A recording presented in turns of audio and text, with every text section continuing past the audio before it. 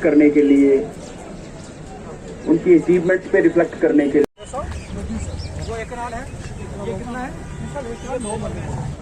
We are here to reflect on the. Ma'am Sudarshan Sharma ji, deputy CMO doctor Anil साहब, एक्जिम district court के जज जनाब सुरेंद्र कुमार थापा जी, बीजेपी के नहायती काबिल इहतराम हमारे जिला के डीएम जनाब राजेश कुमार चवन जी,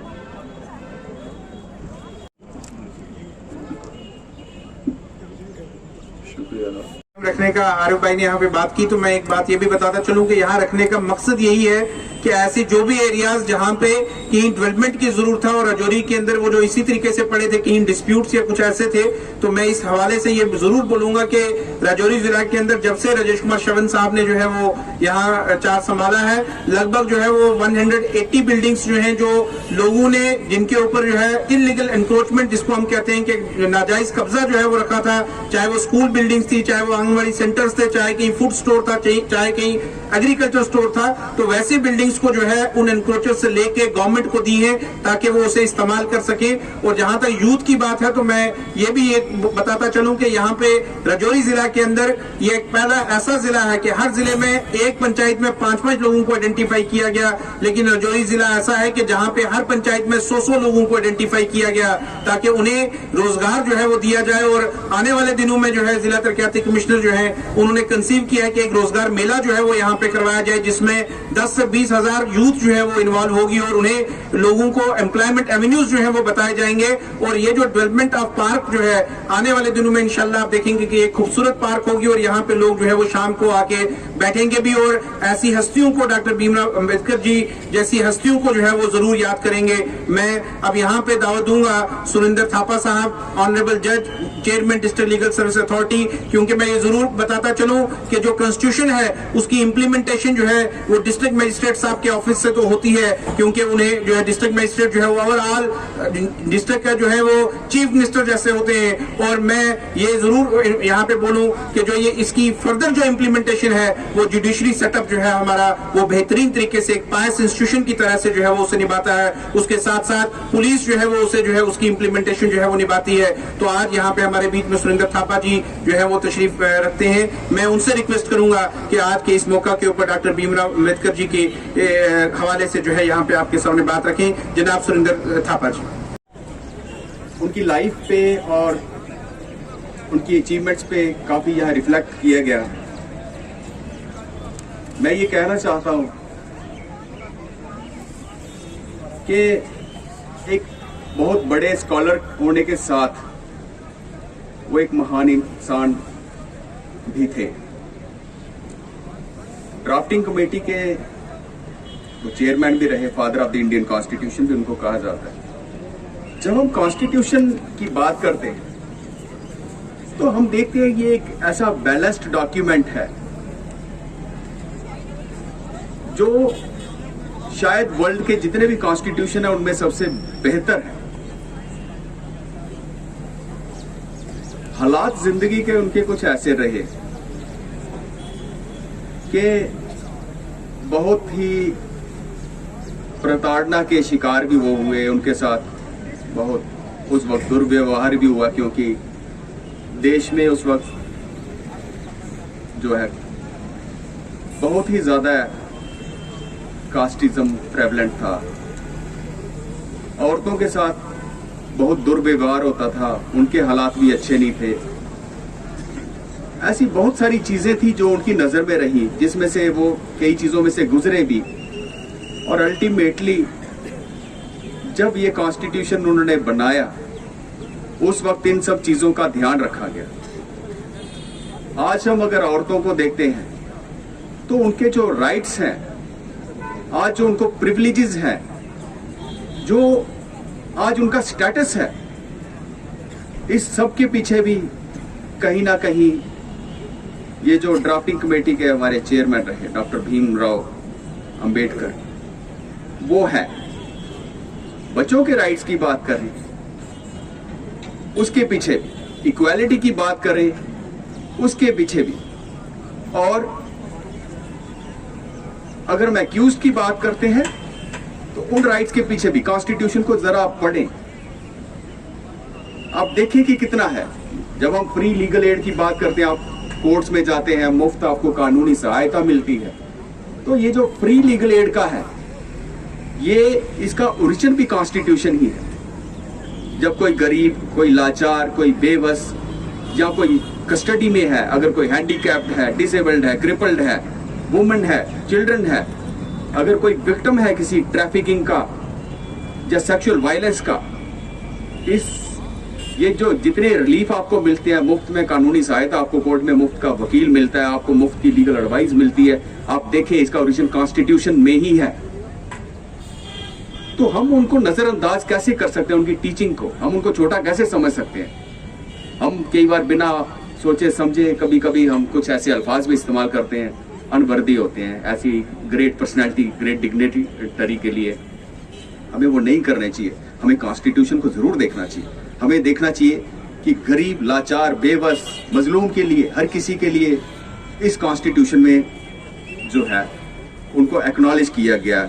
प्रियम्बल को अगर हम देखें, जहां जस्टिस की बात करते हैं, तो प्रियम्बल में ही उन्होंने लिखा, we the people of India, we, हम सब, having solemnly resolved to constitute India into a socialist, secular, democratic republic and to secure to all its citizens justice।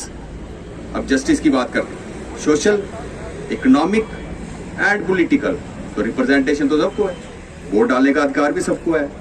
Economic, आप इकोनॉमिक के तौर पर भी देखें, अमीर को तो है लेकिन गरीब को भी है। ये जितनी आवास योजनाएं और जितनी बाकी जो स्कीम्स हैं, आप देखिए, गरीबों को भी इक्वल रिप्रेजेंटेशन है, उनको भी उसमें है। तो liberty of thought, expression, belief, faith and worship, liberty भी हम सबके पास है। आप फॉरेन कंट्रीज में आप चले जाएं, आप अफगानिस्तान की बात कर लें, वहां तो बात मेरे ख्याल में बाद में होती है, गोली पहले चलती है। हम लोगों को अधिकार है ना, असंबल होते हैं, हम लोग बात करते हैं, अपना पॉइंट पुट अप करते हैं, कभी गवर्नमेंट के अगेंस्ट भी हम पुट अप करते हैं कि हमें ये पॉलिसी पसंद नहीं है वो। बट बाहर आप चले जाएं, हालात क्या है ये आप बखूबी जानते हैं, और खासकर आपने न्यूज और बाकी चैनल्स पे भी देखा होगा। सबको इक्वालिटी है, equality of status and opportunity, and to promote among them fraternity, assuring the dignity of the individual. भाईचारा भी है और आपकी डिग्निटी को भी अश्योर किया जाए। और जितने लॉज बनते हैं, ये सब देखिए, ये कॉन्स्टिट्यूशन के दायरे में ही बनते हैं। जब कोई गवर्नमेंट कोई ऐसी स्कीम निकालती है या कोई ऐसा लॉ बनाती है जो कॉन्स्टिट्यूशन को वायलेट करता है, उसकी प्रोविजंस को वायलेट करता है, आप लोग चले जाते हैं, लॉ आपको एम्पावर करता है, आप जाते हैं हाई कोर्ट में, जाते हैं सुप्रीम कोर्ट में, जाते हैं रिट्स के तौर पर, और ऐसे लॉ को जब वो कॉन्स्टिट्यूशन के दायरे से बाहर चला जाता है, ऐसी प्रोविजंस बन जाती है, उस लॉ को खत्म कर दिया जाता है। सो ये सारा जो है, ये कॉन्स्टिट्यूशन की वजह से ही है, उसी की बदौलत है। आज किसी रिलीजन, रेस, कास्ट या सेक्स, मेल है फीमेल है, इसकी वजह से डिस्क्रिमिनेशन नहीं होता। ओरिजिन कहां से? कॉन्स्टिट्यूशन से। आर्टिकल 15, इक्वालिटी की जहां तक बात हो, आर्टिकल 14, राइट टू इक्वालिटी। और सबसे उस वक्त की जो अचीवमेंट थी वो था अबॉलिशन ऑफ अनटचेबिलिटी, छुआछूत का खात्मा करना, क्योंकि ये बहुत एक बीमारी थी कि जब हमारी एक सेक्शन को ही अनटचेबल करके अलग कर दिया कि नहीं, इनके साथ इंटरेक्शन नहीं। आप देखिए कितनी बड़ी उस वक्त की ये अचीवमेंट थी। ये उनके दिमाग में था कि नहीं, ये छुआछूत को खत्म करना होगा। हमें इक्वालिटेरियन एक ऐसी सोसाइटी बनानी है जिसमें सब बराबर हो, सबको रिप्रेजेंटेशन हो। और जो हमारी फ्रीडम्स हैं वो आर्टिकल 19, उसमें freedom of speech and expression, आपका बोलचाल की फ्रीडम, आपको पीसफुली असेंबल होना बिना हथियारों के, ये आपके पास राइट है। आप यूनियंस बना सकते हो, एसोसिएशंस बना सकते हो, आप देश के किसी भी कोने में सेटल हो सकते हो, रिजाइड कर सकते हो। आप कोई भी काम धंधा कर सकते हो, कोई बिजनेस कर सकते हो। आपके ऊपर अगर मुकदमा चलता है एक केस का, तो सेम फैक्ट्स को लेके आपके ऊपर दूसरा मुकदमा नहीं दायर किया जा सकता, वो आपको प्रोटेक्शन है।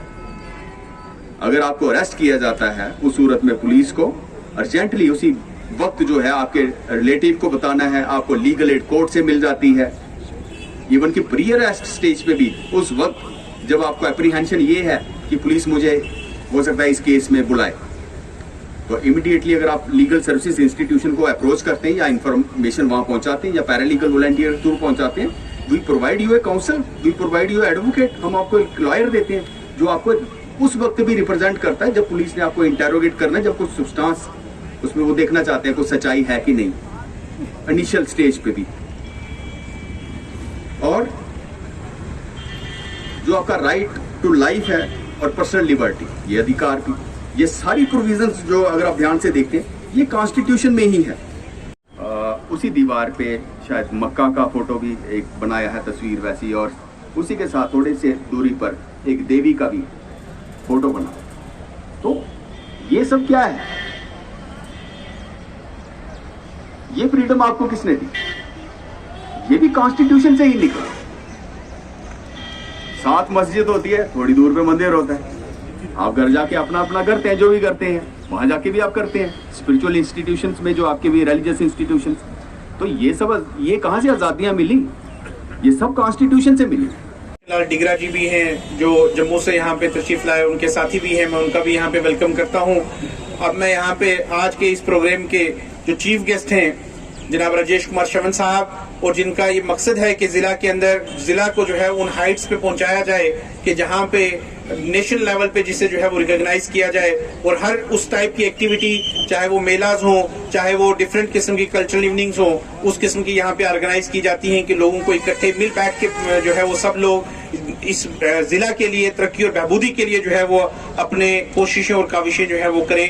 मैं एक शेर के साथ जो है वो इन्हें यहाँ जहमत दूंगा कि आवारगी के सारे ख्यालों को खुला छोड़, आवारगी के सारे ख्यालों को खुला छोड़, सहरा की याद पाँव के छालों को खुला छोड़, करती है तो करने दे हवाओं को शरारत, करती है तो करने दे हवाओं को शरारत, मौसम का तकाजा है इन बालों को खुला छोड़। मेरी मुराद जनाब राजेश कुमार श्रवण साहब से है। मैं उनसे रिक्वेस्ट करूंगा कि वो आज के इस मौके के ऊपर आए और यहाँ आपके साथ रूबरू हों। जनाब राजेश कुमार श्रवण साहब, जोरदार तालियों के साथ स्वागत करें। ये 65 बरस हुए डॉक्टर भीमराव अंबेडकर साहब की ये डेथ एनिवर्सरी के ऊपर हम यहाँ मिले हैं। डॉक्टर भीमराव अंबेडकर साहब का ये गवर्नमेंट ऑफ इंडिया ने और जम्मू कश्मीर गवर्नमेंट ने महापरिनिर्वाण दिवस के रूप में ये फंक्शन ऑर्गेनाइज किया गया है। आज़ादी का अमृत महोत्सव 75 साल जहाँ पूरे हुए, ऑनरेबल प्राइम मिनिस्टर साहब ने जिन भी लोगों ने इस आज़ादी के लिए कंट्रीब्यूट किया है, इस देश की तरक्की के लिए, वो इस आज़ादी के अमृत महोत्सव पे हर किसी की कंट्रीब्यूशन को याद किया जा रहा है और उसको एक्नॉलेज किया जा रहा है। डॉक्टर भीमराव अंबेडकर साहब खाली हिंदुस्तान में नहीं बल्कि पूरे दुनिया में एक सोच छोड़ बैठे हैं, एक स्कूल ऑफ थॉट है उनका, जिसके एक लफ्ज़ से हज़ारों किताबें लिखी जा सकती हैं। उन्होंने पूरे वर्ल्ड का सबसे बड़ा आइन हिंदुस्तान को दिया। खुद उन्होंने बहुत स्ट्रगल की, जैसे यहाँ हमारे साथियों ने अभी तक कहा, और उस स्ट्रगल के लिए उन्होंने जब कॉन्स्टिट्यूशन बनाने की बारी आई तो हर प्रोविजन को इस तरीके से रखा कि ये देश तरक्की करे, प्रोग्रेस करे, और जो समाजी यहाँ बुराइयां हैं वो यहाँ इस हमारे मुल्क से ख़त्म हो। बोलने का हक, बराबरी का हक, मज़हब अडॉप्ट करने का हक, हम लोग आज इकट्ठे हुए हैं उनको ख़राज अक़ीदत देने के लिए। यह भी एक उनकी ही देन है कि बगैर किसी महजब और मिल्लत के, बगैर किसी डर के बच्चे बूढ़े सब लोग इकट्ठे होकर अपना फ्रीडम ऑफ स्पीच और एक्सप्रेशन उसको एक्सप्रेस कर सकते हैं और उसको अवेल कर सकते हैं। डॉक्टर भीमराव अंबेडकर एक ऑर्डिनरी शख्स नहीं थे, वो एक देवता सोल थे, वो एक सुप्रीम सोल थे जिनका थॉट प्रोसेस इतना ग्रेट था कि आज पूरे वर्ल्ड में लोग मजबूर हैं और कंपेल्ड हैं उनके थॉट प्रोसेस को अडॉप्ट करने के लिए। कुछ लोगों ने ये समझा कि हिंदुस्तान का जो आइन है वो सिर्फ शायद शेड्यूल कास्ट तबके के लिए है, क्योंकि वो एक शख्स ने बनाया जो शेड्यूल कास्ट हैं, कुछ लोग ऐसा सोचते हैं। लेकिन आज पूरे वर्ल्ड में हमारे कॉन्स्टिट्यूशन की अथॉरिटी और उसकी खूबसूरती को लोग दाद देते हैं।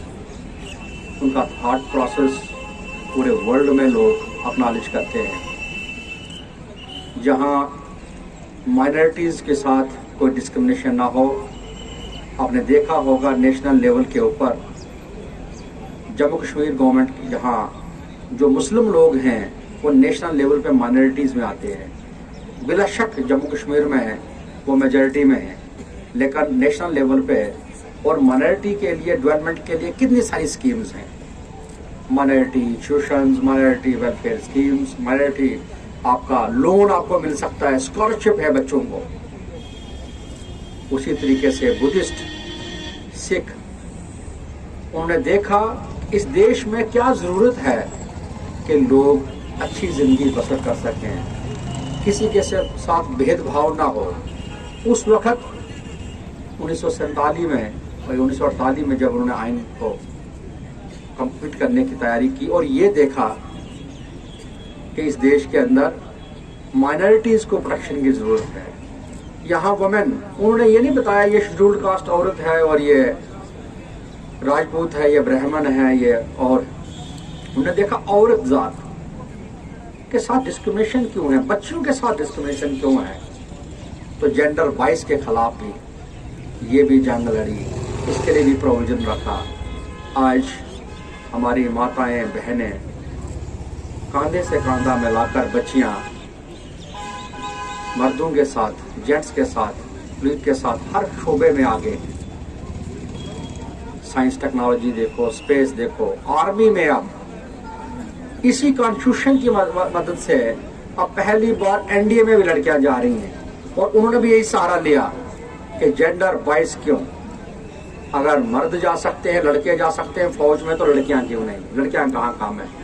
वही डॉक्टर भीमराव अम्बेडकर साहब का दिया हुआ आइन जो आज लड़कियों को फौज के अंदर सरहदों पर भी लड़कियां जाएंगी और फख्र से इस देश के लिए सेवा करेंगी। ये उस खूबसूरत कॉन्स्टिट्यूशन में से ही ये ताकत बच्चियों को मिली। लेबर के लिए इतना सारा काम जो लेबर लॉज हैं कि लेबर की फलाह और बहबूदी के लिए सारा काम उन्होंने किया, वो सारे प्रोविजंस उन्होंने रखे।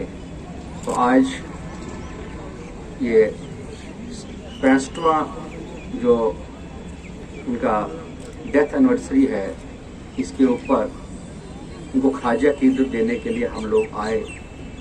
मेरी सबसे अपील यही है कि कॉन्स्टिट्यूशन को हम पढ़ें, कॉन्स्टिट्यूशन को हम समझें और कानून कायदे पे चलें। उन्होंने ये भी कहा था कि ये कॉन्स्टिट्यूशन हमारा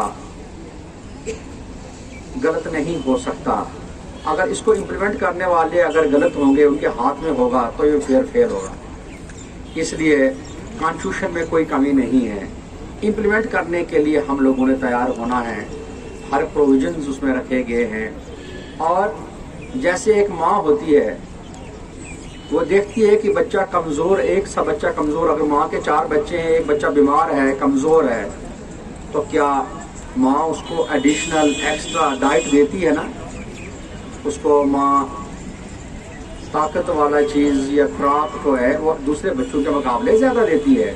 तो देखिए बाबा साहब ने उसी तरीके से पूरे दुनिया के बच्चों को पूरे मुल्क में अपने बच्चों को समझकर, सबको अपना बच्चा समझ के उन्हें देखा कि गरीब तबका जिसको ज़रूरत है, चाहे वो औरत है, चाहे वो बच्चा है, चाहे वो किसी भी मज़हब से है, उन्हें देखा जिसको ज़रूरत है उसकी मदद के लिए, वेलफेयर स्कीम्स के लिए, उसके लिए एक्स्ट्रा कंसेशन जो है कार्ड किए हैं कॉन्स्टिट्यूशन में, ताकि वो बाकियों के बराबर भी आए और डिग्निफाइड लाइफ जो है बिता सके।